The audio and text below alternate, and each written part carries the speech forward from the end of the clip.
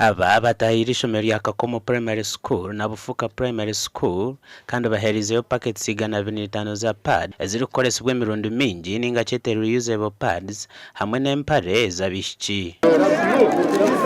Suzana Simire uri kureberera abishiki hari Bufuka Primary School nagira ngo bamwe abeegi abine nibargoma kagaboro. Oshanga nobu yabwine nkejo sanitary pad ninga sheze ziturukweta reusable zo kozya oshanga nobu yaje tubwine konka na materials zo kugikoresa koje sanka sabuni ninga shinaho kojeza even basins and buckets oshanga kiriye kizebo. We visited 16 schools in Ruchiga, Kabale and Yokonjiri.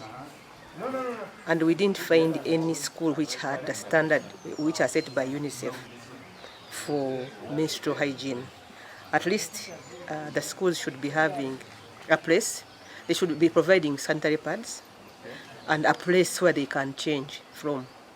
Habat Kajoche urukwebembera Rotary ya Bunyonyi nagira ngo nibija kwera beje bitano kurwo mashomera gari hi n'enyanja ya Bunyonyi omuhurureji.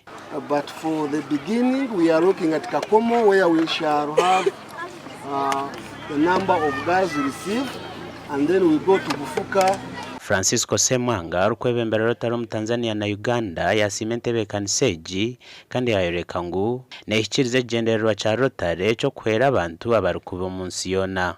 We also came from humble background, so that's why during this Rotary I chose basic education and literacy as our signature project, because according to me education open doors.